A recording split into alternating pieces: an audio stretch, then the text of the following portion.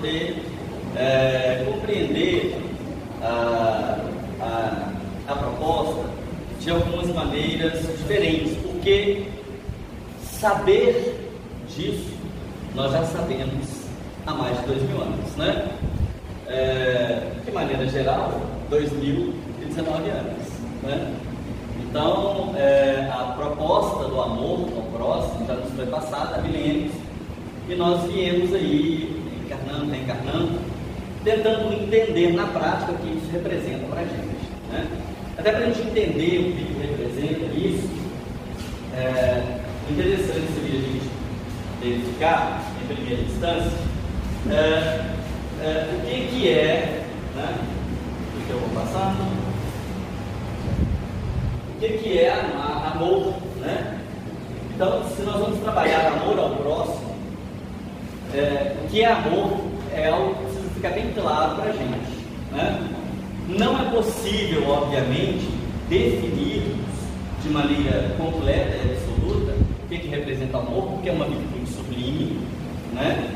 É uma virtude angelical, e nós, as nossas dificuldades, nas nossas imperfeições, é difícil chegar à completude, mas a gente pode tentar traçar algumas informações do que representa o amor, né? Alguém se arrisca? Em princípio? Não? Porque são tímidos ou porque realmente a definição é complexa? Sim, a gente podia arriscar algumas coisas a respeito disso, né? Eu vou trazer, assim, a gente poderia tentar fazer uma construção aqui, mas como o tempo está um pouco avançado, nós vamos avançar também, e aí vamos construir juntos aí as concepções, né? Eu trouxe aqui algumas informações sobre o amor. Primeiro de H, que é a mensagem desse espírito, ele fotografou em Cartas de uma Morta, a seguinte definição: a lei de Deus é sempre o amor. Então, essa definição é bem interessante, porque ela vai associar amor às leis de Deus. E é muito interessante essa perspectiva. Por quê? Porque, primeiro, Deus se manifesta por meio de sua obra, não é? Deus, a gente sabe que não tem aquela perspectiva humana, né? Ele está distante de tudo que a gente conhece, em princípio. A gente não consegue definir essencialmente Deus. A gente consegue dar atributos a Ele, né? E verificar o que representa essa figura para ser Deus. Kardec define bem, né, como inteligência suprema, causa primária de todas as coisas, ou seja, desassociado de tudo que é material e perene, e permanente, etc. Bom, então, Deus se manifesta por meio de suas obras, por meio de suas leis. E associar o amor à lei de Deus é muito bacana, porque, como eu falei, a gente tem essa ideia do que representa o amor, mas a gente não vive isso internamente. Em que sentido? Porque muitas vezes, por meio da sua lei, o amor se manifesta ao nosso redor, mas a gente não consegue percebê-lo, não é? E às vezes ele está numa tragédia, ele está numa dificuldade, não na tragédia em si, não na dificuldade em si, mas no que aquilo representa para que eu construa em mim, ou para que eu aplique ao próximo este amor, não é? É por meio da manifestação da vida, nas manifestações das leis, em que a gente tem a reprodução, a construção, a destruição. É por meio de todas essas manifestações que o amor se manifesta, né? A manifestação do amor se manifesta. Exatamente. Então, primeiro, a lei de Deus é sempre o amor.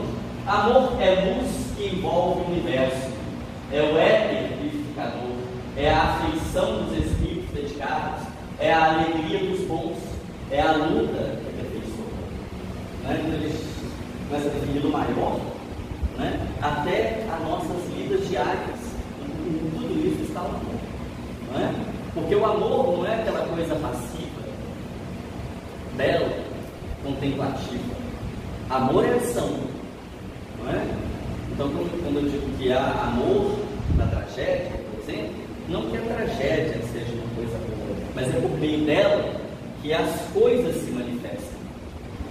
Quando eu digo coisas, eu digo sentimentos, palavras, ações, perspectivas, não é? E é por meio disso aí que nós vamos entender as relações de amor. Eu me lembro aqui agora das grandes dificuldades quando aparecem, né? Você pensa, por exemplo, em Brumadinho, você pensa em uma outra como esse edifício agora, né? Desamor. Como que isso comove as pessoas, né? É claro que a tragédia ela tem os seus caminhos, elas têm a sua razão de ser, né? Pelas leis divinas, inclusive, aquilo ali não foi nada criado por Deus. Nós que criamos, geramos essas consequências em nossas vidas, mas por meio disso você vê amor nas pessoas, né? Você vê caridade, você vê solidariedade, você vê ação participativa, né? Então é bem interessante a gente olhar para essa perspectiva. Outra coisa, o amor é o gênio de 1000 mãos, o tronco de 1000 galhos, o manancial de 1000 fontes, né? Entendendo esse livro aqui como uma quantidade, né, muito grande, a gente percebe que ali o Agostinho, no livro Recomendações de Leopoldino, ele multiplica o amor em frações, em numerações infinitas por meio do 1000 ali, né? E o amor é isso mesmo, ele não se quantifica, não é? Apesar desse 1000 aí, ele está representando funções e expressões inúmeras, né? Em todas essas aí perspectivas. Bom, e finalmente aqui Emmanuel, quando ele traz o amor é o sol que nos aquece e ilumina, né? Então, tendo uma perspectiva de que o sol é que é a vida, não é? Sem ele fenecemos, então o amor é isso, o amor é vida, né? Amor é o sol que aquece, né? E de minha parte, até contribuição, eu vou voltar aqui nessa tela inicial, os primeiros literaturas aqui por uma razão, né? Primeiro, representando aqui, temos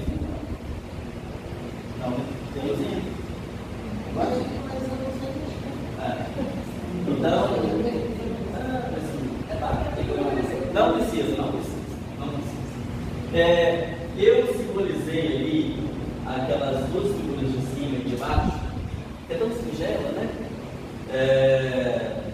E aproveitando assim a criança, né? Porque para mim nada mais representativo do que a criança para dizer o amor, né? Outro dia eu estava vendo um vídeo e a gente discute tanto algumas questões, né, sobretudo na nossa contemporaneidade, e aí de forma tão complexa, às vezes de forma tão adversa, né, tão contraditória, e aí eles começaram a fazer perguntas para as crianças, como assim, o que é feminismo? O que é destruição? O que é caos? E começou a falar uma série de coisas que a gente fica discutindo aqui, e as crianças começaram a inventar conceitos, né? Feminismo é uma flor que desabrocha, né? O caos é uma pedrinha que rola pelo chão. É porque, na verdade, o conceito em si não importa. Não importa como você vê aquela coisa. Então as pessoas ficam tão preocupadas, né, com questões tão complexas e se deixam levar por movimentos, né, por ações que não correspondem necessariamente ao valor que a gente tem que dar aqui, né? Então, a pureza da criança ali, ela é representada sobretudo de costas, né, do abraço, para mim é uma coisa bacana que representa o amor. E aquela imagem de cima, né, que é conexão, porque amor é isso, colega. É conexão, né? Quando a gente encontra o outro, e esse outro aí eu não falo só afetivamente, né? É o outro em todos os sentidos, né? Da mesma forma que sozinho também você se conecta com o mundo. Você não precisa do outro para lá, né? Porque o amor transcende.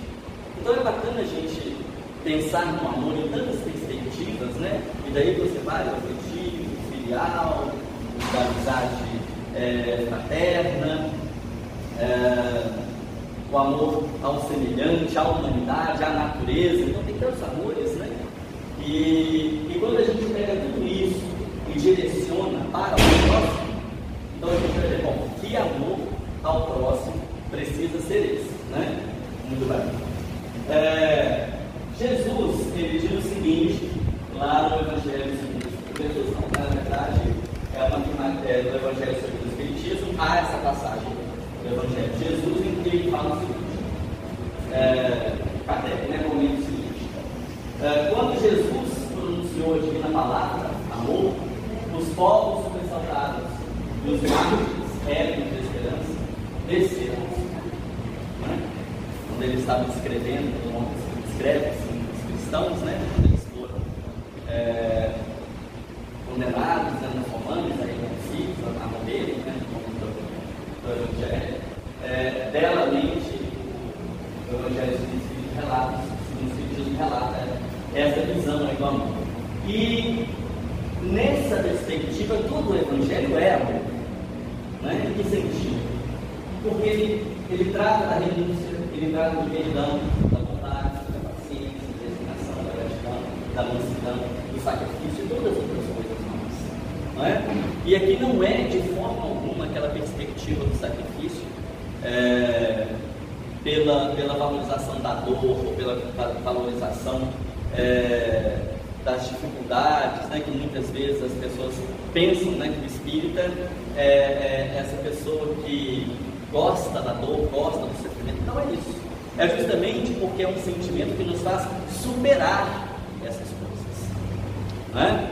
Então, quando você vê a dificuldade e frente à dificuldade você ama, não é? O universo te corresponde com amor, porque a gente sabe, né?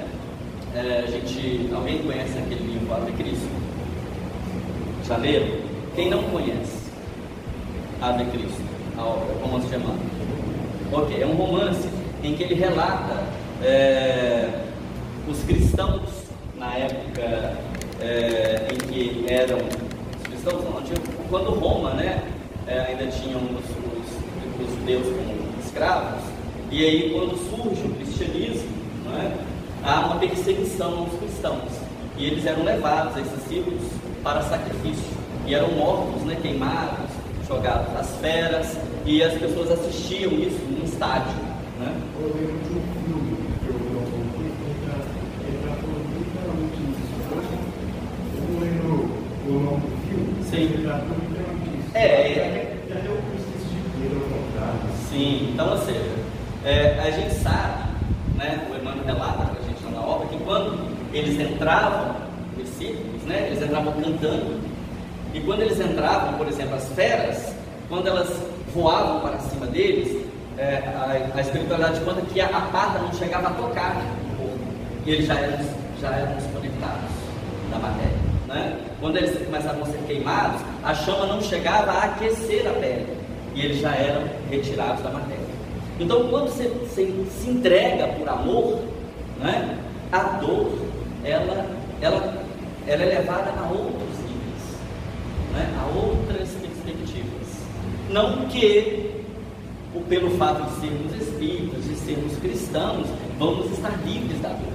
Aqui foi um exemplo claro, que para chegar a este momento lá do círculo, em que foram retirados do corpo físico antes de qualquer outra dor maior, outras dores físicas também foram sentidas por eles ali, né, nos calabouços, foram, né, torturados alguns, isso aconteceu, mas assim, no momento do sacrifício, né, quando a gente tem essa perspectiva, as coisas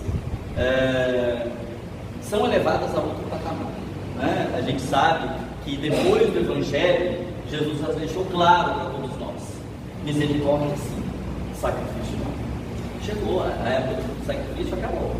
Agora é o amor que cobre multidão de pecados, né? Então isso aqui é belo. A gente vai saber que não estamos livres da dificuldade, não estamos livres de passar por problemas, mas que nenhum problema é maior que o nosso amor, né? Primeiramente a Deus, a nós e ao próximo, não é? A gente tem que entender que os nossos processos eles acontecem por uma razão de ser e por uma necessidade pessoal, não é? E, inclusive, assim, nós vivemos em que tipo de mundo? Provas e expiações, né? Todo mundo sabe disso? Ok, mas parece que a gente esquece, né? Ou a gente não entende bem o que isso representa, porque, em princípio, geralmente, né, para quase todo espírito, nosso mundo é só de expiação. Já pensaram nisso? Porque às vezes, se eu passo por um problema, veja bem, o planeta se chama provas e expiações, certo? A expiação todo mundo entende bem o que ela representa, né? Uma necessidade compulsória que eu tenho, né, de quitar a lei de alguma forma e com a qual eu não tenho como fugir, né? Porque eu mesmo criei essa situação, ok? Né?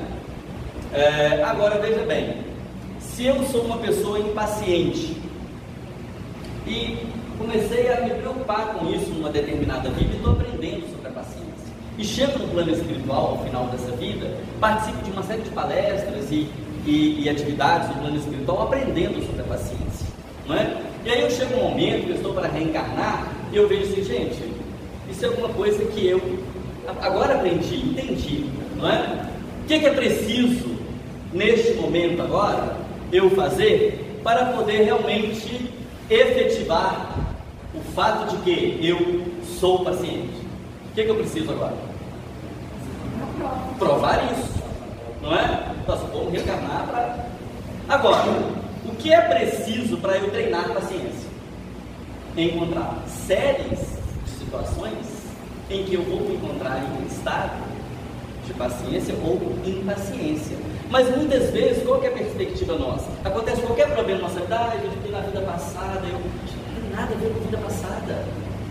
Tem muitos problemas e muitas coisas pelas quais a gente passa que não tem absolutamente nada a ver com a vida passada. É uma necessidade que eu tenho de provar o que eu sei, de provar o que eu aprendi. Sabe qual que é a solução?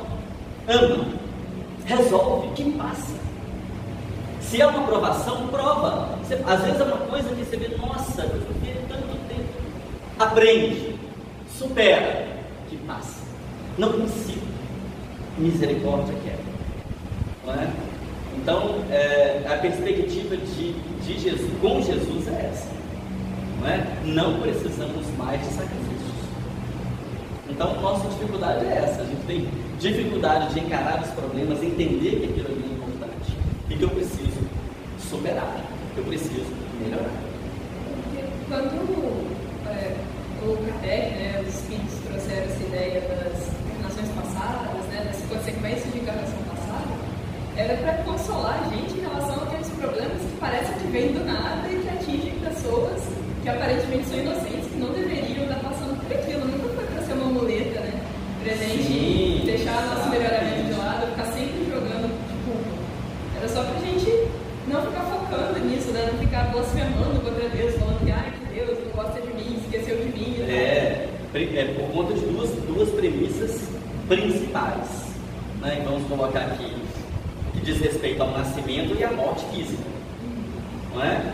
E acima disso a compreensão de Deus. Vamos pensar nessa tríade aí, né? Nascimento, morte e Deus.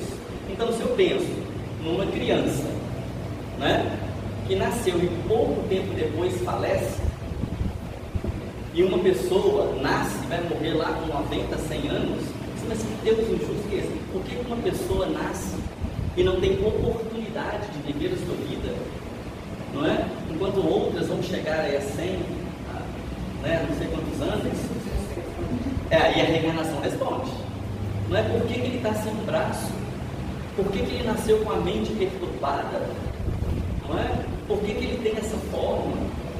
E o outro não, e o outro é bom, né? E essa pessoa é tão boa, e a outra é tão má, mas ela é tão saudável, ela é tão rica, ela é tão...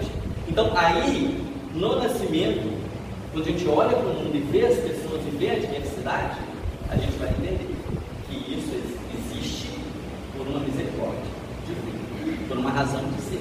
Ou seja, isso não está vinculado a esta vida presente. Há situações passadas que justificam tudo isso. Da mesma forma que ao falecer o corpo, a gente vai entender que a vida continua. uma missão foi cumprida, uma atividade necessária na minha vida de espírito imortal, né, foi cumprida, foi selada, foi vivida. E daí, né, eu que não tinha isso, eu que não tinha um braço, eu que não tinha uma perna, eu que tinha uma vida assim, passado eu que passei por tal problema, e aí eu me libertei daquilo. Então, no nascimento e no falecimento, a gente olhando pela reencarnação, né, pelo prisma da reencarnação, a gente vai perceber o quê? A misericórdia divina. Aí a gente consegue ver que Deus sim está presente, né? Que Deus sim é perfeito, é misericórdia, não é? Se a gente vê hoje, porque a gente tem essa mania de, infelizmente, olhar para a vida com um olhar da vítima e do algoz, né? A gente tem que entender, não existe vítima e algozes, né? Vítimas e algozes são situações circunstanciais. Todos que estão envolvidos em quaisquer desses problemas são merecedores de misericórdia, não é? Tanto a vítima que, entre aspas, né, se libertou de um processo, porque a gente não pode achar que Deus é perfeito, se aquilo ali é injustiça, não é injustiça, não é? E tanto a misericórdia da vítima que acabou de contrair dificuldades terríveis, lamentáveis, não é? Então, agora, é necessário isso? Nenhuma dor é necessário, não é? Deus não vê que isso é necessário. Quem vê necessidade disso? Somos nós mesmos, porque não é Deus quem traça os nossos caminhos, somos nós quem o construímos, né? Naquele livro Minuto de Sabedoria, tem uma frase do pastorino lá que diz assim: se somos escravos do ontem, somos donos do nosso mundo. Não é? Ou seja, eu construo a minha vida do hoje, não é? E aí, a partir do momento em que eu estou construindo, eu estou desfazendo uma série de dificuldades e problemas. Ou seja, ninguém precisa passar pela dor e pela dor não, ninguém precisa passar pelos traumas expiatórios. A gente constrói isso e, infelizmente, para desfazê-los, nós sentimos a necessidade de buscar esses acontecimentos em nossas vidas, que mais das vezes são libertadores. E aí vem aquela questão, né? O escândalo é necessário por conta dessas questões, mas ai daquele que não tem um escândalo. Então, realmente, agora isso não é um ciclo também vicioso, porque aí o que vem com Jesus, né? O amor cobre a multidão do pecado. Entrou o perdão, né? E perdoa. Esses males, a adição, são de libertação ou ato de. Então, quer dizer, quando uma pessoa é violentada, isso é um ato de produto? Quando uma pessoa é violentada, o quê? Quando uma pessoa é violentada, isso é um ato de piedade? De piedade? Não, não é isso que eu disse, né? Na verdade, o que eu disse? O que eu disse é que nós construímos o nosso caminho, nós programamos a nossa vida em determinadas situações. Se eu não amo, se eu não perdoo, eu vou passar por determinadas situações por uma necessidade minha, pessoal, tá? Então, se você fala isso aí, então a gente fala assim: nossa, então se uma pessoa sofre uma violentação, se uma pessoa é violentada, então a gente pensa assim, nossa, né? A mente, a perspectiva, os olhares mentais nossos aqui foram para onde? Para a vítima. Ninguém está olhando agora nesse momento o algoz, entre aspas aqui. Então quando você fala isso, você está pensando aí cheio de angústia para a vítima, não é? Mas olha só, aí você vê aquela vítima ali, não é? Poxa, foi violentada. Não teve alguém que violentou? O que você acha dele? Do ato que ele cometeu? Terrível no mínimo, não é? Agora, pense em uma pessoa dessa. Pense na consciência dela depois, no plano espiritual. O que seria importante para uma pessoa como essa se livrar desta dificuldade? Não seria talvez passar pela mesma coisa? E aí quando a gente olha a pessoa que foi violentada, essa pessoa que foi violentada hoje realmente tem uma vida tranquila, não é? Muitas vezes até de fé, crença a Deus, mas quem poderia ter sido esse violentado numa outra ou em outras existências? Então, se você pensa, por exemplo, numa situação em que há alguém violentando alguém, imagine, por exemplo, que a pessoa violentada seja, por exemplo, um Hitler. Isso foi o Hitler, não é? Está ali passando por um processo de violência, tendo em vista, aqui, claro, gente, deu um exemplo assim muito, né? Sem querer julgar as dificuldades de quem, né? Nem nossa, né? Nem de quem já desencarnou. Mas a gente percebe como é que fica diferente, uma oportunidade dele se libertar. E olha quantas dores provocou uma pessoa dessa, não é? Então a gente fica pensando assim, nossa, então será que Hitler, por ter matado tantas pessoas, precisa viver tantas vezes e ser violentado tantas vezes? Não. De repente, uma vez, quem sabe, para se livrar dessa dificuldade, para sentir o que é violentar alguém. Então o carrasco, aquele que tortura, muitas vezes precisa passar por aquilo para entender, porque muitas vezes uma mente doentia, ela não compreende o que é a dor do outro, não entende. Tem pessoas que é tão má, né, que ela está tão envolvida no mal, e que ela pratica o mal e não consegue sentir mais nem arrependimento, até prazer. Então é só vivendo aquilo, numa situação completamente adversa, que ela vai compreender. Gente, isso não pode, olha que horror, né? Mas daí em diante a gente tem o amor, ou seja, uma pessoa, o que é mais útil para uma pessoa? Ela prejudicou muita gente, mas muita gente, foi um grande líder, prejudicou muita gente. O que Deus acha melhor para vidas futuras desse espírito? Ele nascer muitas vezes e sofrer muitas vezes, ou ele vir, por exemplo, como um grande empresário, com grande quantidade de recursos materiais, para poder dar empregos, condições, acolher muitas pessoas. Não é? Então, às vezes a gente vê pessoas, a gente vê grandes mentes, grandes intelectuais que estão aí criando. Imaginem, gente, a pessoa que criou a penicilina, o antibiótico, não é? Eu fico pensando assim, nossa, quantas pessoas que pode ter. Claro que a gente recebe espíritos missionários também, né?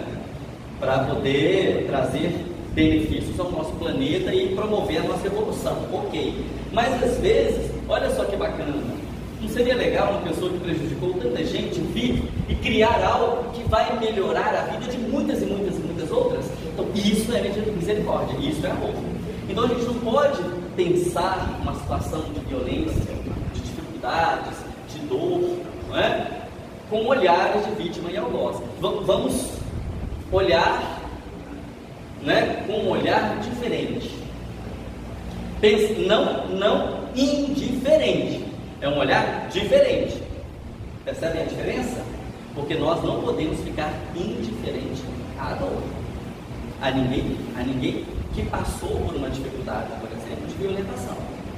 Isso, ou seja, isso não significa que nós precisamos de misericórdia, que nós não precisemos acolher, que nós não precisamos compreender. E não é no sentido assim, não, fique tranquilo, você passou por isso, é porque você precisava, é porque não passava por você. Não, nada disso. Nada disso. Esqueça o passado. Reencarnação não é para isso. Reencarnação é para a gente entender que todos precisamos de amor, precisamos de misericórdia, precisamos de compreensão. Não me interessa o que eu fiz na outra vida, não interessa o que eu esteja passando aqui agora. Interessa que, se é meu irmão, se está reencarnado, se convive comigo, o mais difícil que seja suas condutas, as suas posturas, precisamos de misericórdia. Firmeza e misericórdia. Firmeza também, não é? Porque a firmeza é que vai nos manter focados no que é preciso, porque a gente não pode ser condescendente com o mal, tá? Você falando disso, né, pensando na questão laboral, o próximo irmão ficou pensando que a gente observa, né, que a questão da vítima e do algoz, mesmo a gente se colocando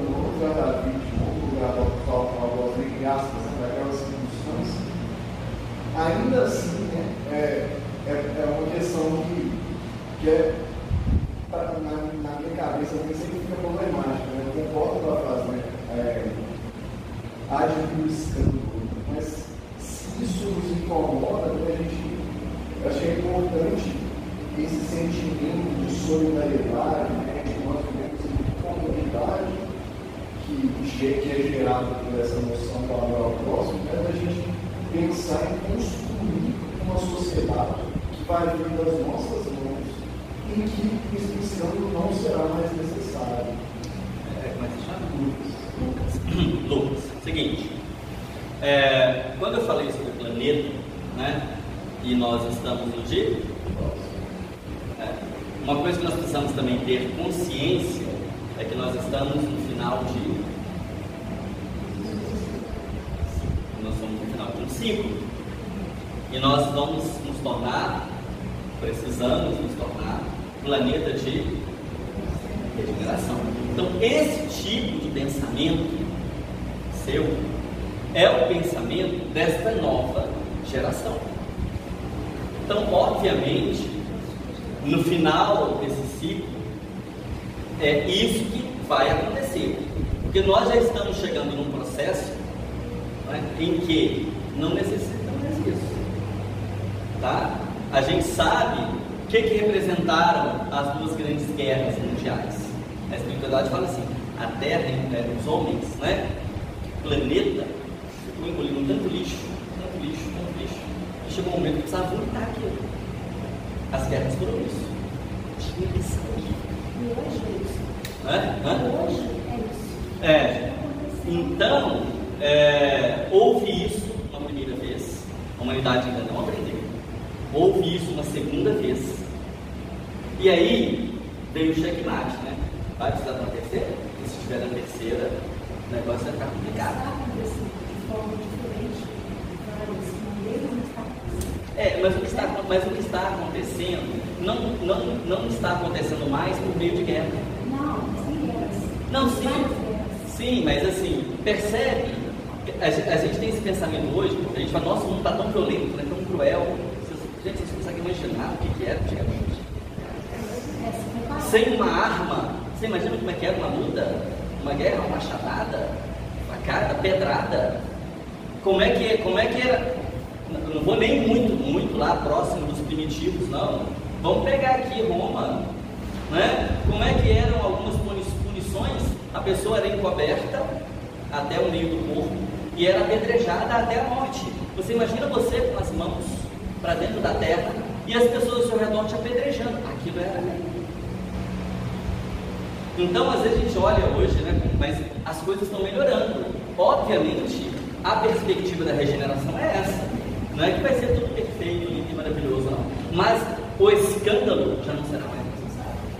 Porque quem ainda precisa de escândalo vai seguir outro caminho, né? Não vai ficar mais. Mas só que, como a gente está no limite, né, saindo de um tipo de planeta, um tipo de mundo, indo para um outro tipo de mundo, a gente vai ver as duas coisas aqui. Mesmo porque este é um período em que a própria espiritualidade diz o quê? São as últimas oportunidades. Então nós vamos ver atos belíssimos, não é? Às vezes a gente vê, ouve determinadas histórias de como que a humanidade chegou a esse ponto, tem criaturas tão angelicais, capazes de coisas tão belas, enquanto outros capazes de coisas tão terríveis. Mas é do nosso momento, não é? Agora, quando eu falo disso, não estou falando que esta é a norma, não é. Esta é uma característica de espíritos e de planeta que necessitam desses reparos. Porque chega um momento, gente, né, está chegando inclusive um momento em que a pessoa cansa. O mal não tem mais espaço. E se ela ainda persevera nisso aí, né, se é aquele tipo de espírito que necessita sempre quando nascer de um escândalo para se resolver, esse já vai perdendo sua oportunidade. Já vai. É o joio do trigo, né? Nós estamos vivendo esse momento, separação do joio do trigo. Então, obviamente, quando eu falo isso é para a gente entender, porque ainda há essa necessidade, mas é muito menor. Hoje é porque, infelizmente, né, a comunicação é tão é tão presente, é tão momentânea, não é? E infelizmente a mídia é igual o abutre, né? Ela só pode estar, ele pode passar por cima de uma clareira linda e maravilhosa, mas ele vai atrás de quem? Do cadáver, do abutre em si. Pode estar lindo ao seu redor, tudo, mas ele é atraído pelo cadáver, não é? Então você pode encontrar um pântano tenebroso, mas se nasce uma flor, você vai ver a beleza ali. Um beija-flor no meio de um pântano, ele é atraído, a abelha é atraído para onde? Para fora. Então é um olhar, né? Ou seja, a gente tem realmente muitas tragédias e ainda há essa necessidade, mas para uma grande maioria não precisa mais. Escândalo já não é necessário, tá? Não sei se deu para analisar. Alguém queria perguntar uma coisa agora? Não, parece que hoje eu percebo que os extremos, né, eles estão bem próximos, né? Eu acho que antigamente a gente não tinha tanta informação assim na mão, então você tinha coisas terríveis que você sabia só depois de muito tempo, né? Depois que a coisa esfriava, né? Aí você via uma foto. Hoje não, a pessoa está com a câmera lá no meio da ferida, né? Então, aí cabe a nós saber, nós vamos nos comportar o quê? Como abutres ou como abelhas? Porque tem gente que fica caçando essas informações, se alimenta dessas informações.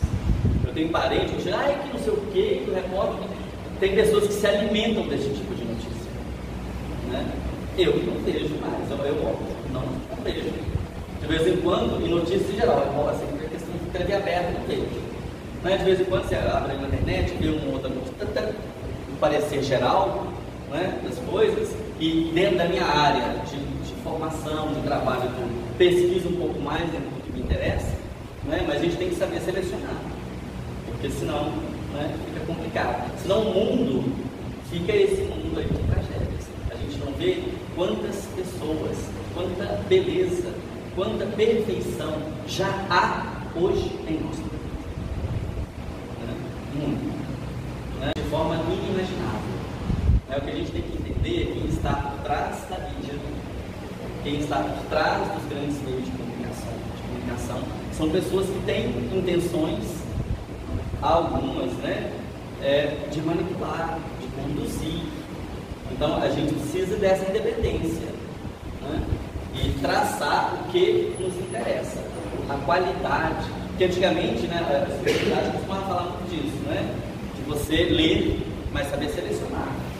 O que ler, né? Hoje a gente tem que selecionar muita coisa. O que lê, o que ouve ler, o que recebe pelo WhatsApp, o que recebe no e-mail. Então é tanto processo de seleção, né? A gente precisa selecionar. E aí quando você olha ao seu redor, você fala, nossa, gente, está assim, está assim. Mas aí quando você vai ver verdadeiro, aí vem pesquisas falando isso, gente falando aquilo, parece o mundo inteiro está pensando daquele jeito, né? Mas aí quando você sai da porta de casa, você olha para o mundo real e fica assim. As pessoas não estão pensando assim. As pessoas não estão verdadeiramente querendo isso, estão falando ali não. As pessoas não estão achando isso que você está dizendo aí não. É diferente, né? Porque a gente está diferente, nós estamos mudando, né? Agora a gente precisa dar vazão às nossas mudanças, né? Bom, o amor é de essência divina e todos vós, do primeiro ao último, tendes no fundo do coração a centelha desse fogo sagrado. Entretanto, por mais que façam, não logram sufocar o gênero vivaz que Deus lhes depositou nos corações ao criar. Mais que a gente queira sufocar o amor, não tem paredes, né? Com Jesus temos um Deus que perdoa incessantemente, acolhe os aflitos, que ama. Então, a visão de Deus, não é outra. Então, o materialista vai olhar pelo mundo, vai olhar pela janela aqui e vai ver uma situação ali, né, econômica, e vai lamentar, não é? Mas o que essa pessoa não sabe é que quando ela olha para os palácios, ela vai ver tanta dor como a dor. As dores estão tão grandes. E não tem problema nenhum eu viver no luxo ou no lixo. Problema nenhum, né? Eu preciso saber como Deus quer o nosso melhor. Nós temos o direito de buscar esse melhor. E temos que buscá-lo incansavelmente. Mas a gente precisa entender uma coisa: há uma diferença entre o que eu quero e o que eu preciso.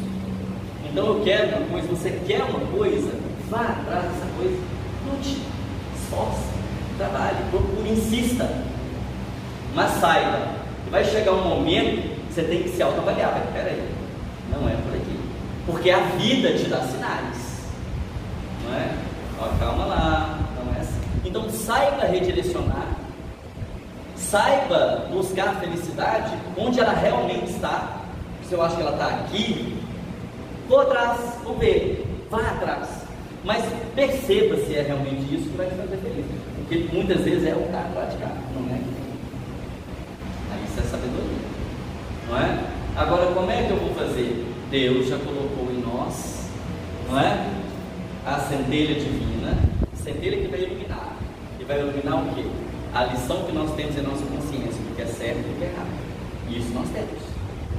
Então, o que é certo e o que é errado, a gente sabe. Então, vamos nos esforçar para saber até onde a gente precisa ir para obter aquilo que a gente quer.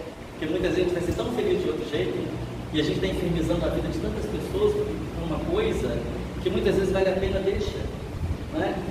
Vamos seguir o caminho.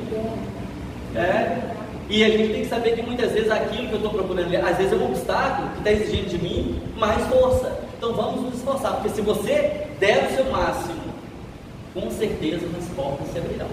Então se esforce, não é? Que aí você vai conseguir. Então, a gente tem que entender isso, né? Vamos ler a nossa vida, vamos ler o que está à nossa volta e amar. Dando certo, e dando errado, opa, eu sei, isso não é por mim. Então, nossa, aquela viagem e tal, eu saí dali tranquilo, gente, fica fazendo uma prece, ouvindo muito música espírita dentro do meu carro, vem um cara e pá, ai, não posso mais viajar, ixi, não vou poder mais fazer aquilo, ai, essa semana inteira, tá tudo certo, né? Então, sereniza o coração, a gente precisa aprender a serenizar o coração e entender, receber a vida com aquilo que a vida tem a nos oferecer. Exatamente, né? Bom, tá, agora vamos para o Evangelho. Eu não sei nem como que a gente vai, né? Porque aqui o tempo, como é que é? Já acabou?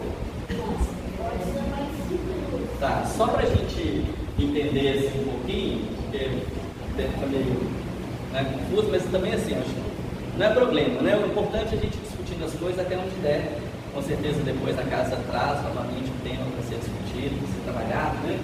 Porque, só para concluir assim, 4 minutinhos, a gente tem que entender que o Evangelho ele traz 2 perspectivas para a gente com relação ao amor, né? Dentro dessa perspectiva aí do amor ao próximo. Na verdade são 3 aqui que eu coloquei, é porque as 2 primeiras do Evangelho, as 2 primeiras, né? Elas estão envolvidas em 2 partes, né? Então você tem uma perspectiva, opa.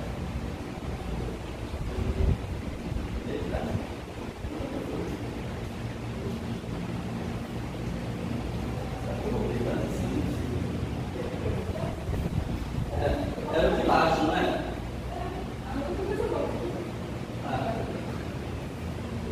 Aí. Beleza. É uma perspectiva individual, perspectiva interrelacional, né? Perspectivas interrelacionais e perspectivas coletivas. Onde é que a gente percebe isso? A individual, no amar ao próximo como a si mesmo. Tá? Nós vamos perceber isso aqui nesse mandamento maior que Jesus trouxe para a gente na parábola dos pecadores. Então, primeiro ali, né? Da pergunta do fariseu, lembram disso? Qual o mandamento maior da lei? Amarás o Senhor teu Deus de todo o teu coração, de toda a tua alma e de todo o teu espírito. Né? E amarás o teu próximo como a ti mesmo. Né? Então aí está resumido a lei dos profetas. Então, é uma pergunta do fariseu, é uma pergunta dele. E nós temos a nossa pergunta individual. Então, isso aí, olha, cada um vai amar ao próximo como a si mesmo. Certo? É, na verdade, a primeira perspectiva. Que, de certa forma, ela tem um complicador, né? Vocês veem um problema nisso aí? Porque, em princípio, isso foi muito importante. Muitas vezes a gente questiona muito a questão do olho por olho, dente por dente, né? Mas não teve nada mais sublime para aquela época do que essa lei. Não é? Olho por olho, dente por dente foi um avanço inimaginável para aquela época. Se hoje, imagina, nas minhas dificuldades, na minha brutalidade, você chega e me dá um empurrão, qual que é a minha primeira vontade? Pegar você, jogar no chão, jogar naquela parede. O nosso revide, ele é muito mais intenso, geralmente, né, do que aquilo que a pessoa nos faz. E quando você fala, não, peraí, não, é olho por olho, dente por dente, empurrar, bater, não, na parede. No máximo, você vai fazer a mesma coisa, só empurrar. Percebe a beleza da lei? Então, ali ela já freou demais, tá? Demais. No amar ao próximo como a si mesmo, já foi uma outra coisa também espetacular, não é? Mas o grande problema é que cada um se ama de um jeito diferente, não é? Tem gente que nem se ama, nem se dá valor. Então, como é que eu vou avaliar o outro por mim? Claro que sempre, e lá no fundo, eu sempre quero melhor para mim. A não ser quando a pessoa está envolvida em alguma patologia, né? Dificuldade, tal, psíquica, sei lá, né? Mas em geral você quer o seu bem. Mas nem sempre aquilo que é o bem para mim pode ser o bem para o outro. Então tem outras questões que estão envolvidas aí, mas de qualquer forma já é um imenso avanço. Amar o próximo como a si mesmo. A gente não consegue às vezes fazer isso, né? Agora, o mais, e tem outra passagem também, né? Nos relacionamentos lá, né? Tratar todos os homens como quereres que eles estavam. Essa palavra dos credores, lembram dela? Né? Bem rapidinho.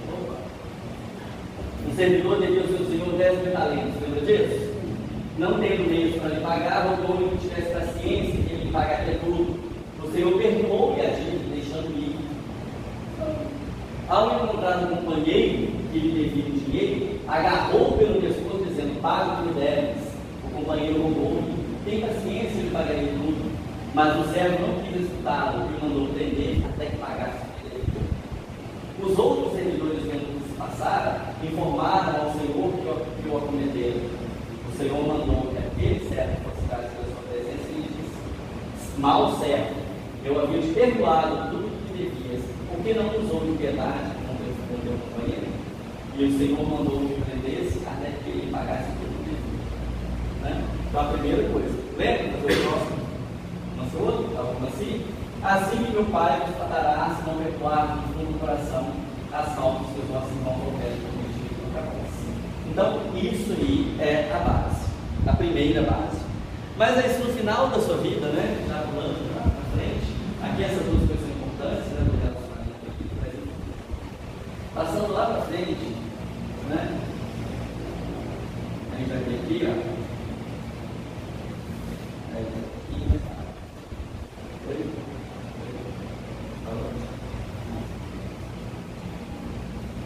Acho que tem que ser devagar, né?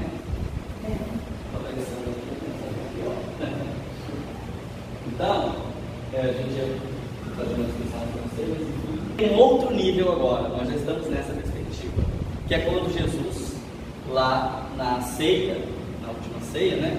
Ele se reúne com os apóstolos para fazer a sua última refeição no plano físico, né? E aí o que ele fala com os seus apóstolos? Amai-vos uns aos outros. Perceberam a diferença? É a mesma coisa? Uma coisa é o amar o próximo como a mim mesmo. Outra coisa é o amar o outro como quem? Como ele, como Jesus nos amou. O padrão é diferente. Percebe? Amai-vos como eu vos amei. E aí, é claro, são para o povo, ele diz: amai-vos, né? Como a si próprios. Amai um ao outro, né? Então, como referência. Mas com os discípulos, com aqueles que se conhecem, com aqueles que já se convivem, né? A nossa missão é diferente. A maturidade já muda, porque o padrão de amor mudou também. Temos que amar com Jesus nos amou. Então, que nós possamos saber lidar com essa perspectiva do amor ao próximo dentro desse padrão, que é o padrão de Jesus, porque é por meio desse amor que verdadeiramente nos faremos irmãos, né? Porque são aqueles que amam, não é? Como Jesus amou, que são os verdadeiros cristãos, né? E é por muitos se amarem que Ele nos reconhecerá, né? Então a gente agradece e boa noite a todos.